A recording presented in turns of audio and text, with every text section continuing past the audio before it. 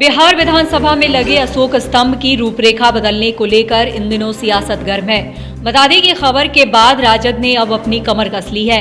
ऐसे में राजद के प्रधान महासचिव आलोक मेहता ने प्रेस कॉन्फ्रेंस कर ये ऐलान किया कि इस कुरीतियों को लेकर राजद विभिन्न जिलों के गांव-गांव में जाकर ये बताएगी कि किस तरह से आरएसएस और बीजेपी के लोग बिहार की संस्कृति और धरोहर के साथ छेड़छाड़ कर रहे हैं। वहीं इसको लेकर राजद के महासचिव श्याम रजक ने भी एनडीए और जेडीयू की सरकार पर जमकर हमला बोला है। कैसे, वो सुनिए।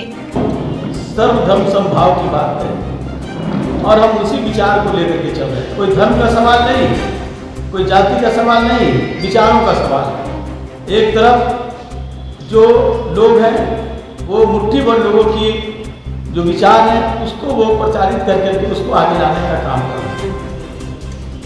गौतम बुद्ध के विचारों को प्रभावित होकर के सम्राट अशोक ने उस आलिंगन किया उन विचारों को और उस विचार को प्रसारित करने के लिए अपने पुत्र महेंद्र और सुमात्रा उनकी बेटी को पूरे विश्व में खास करके जो हमारा एशिया का पूर्वी एशिया है, पूर्व मध्य एशिया, वहाँ लोगों को भेज करके और आज हमें इस बात का फक्र है बिहार से निकला हुआ वो उस विचार को पूरे विश्व में फैलाने का काम किया।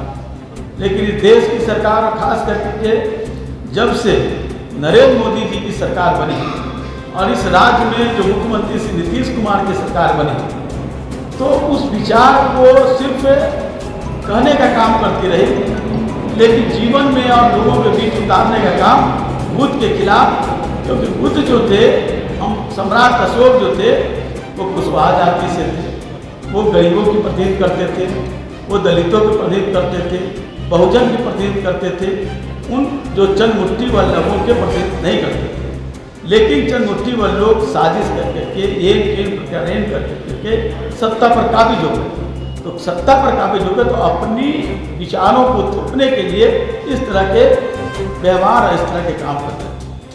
हमारा कोई विरोध नहीं है कि आपने क्या कर रहे हैं क्या नहीं कर रहे, लेकिन जो हमारा सिंबल है, हमारा संवैधानिक सिंबल है, हमारी संस्कृति का सिंबल है, हमारी सभ्यता का सिंबल है सम्राट अशोक का जो अशोक स्तंभ। आपको याद होगा कि भारत की सबसे पहले डेमोक्रेसी आई थी वैशाली में और वैशाली को लोकतंत्र का सबसे पहला राज कहा जाता था।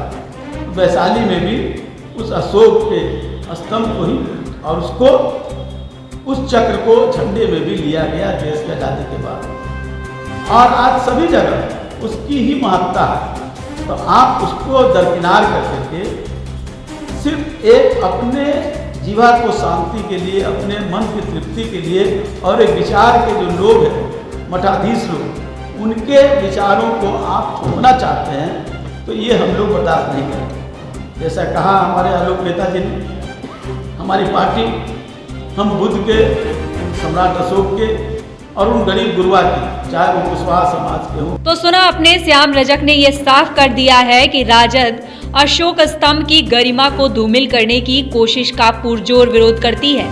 पटना से 24 टीवी इंडिया न्यूज के लिए प्रवीण कुमार की रिपोर्ट।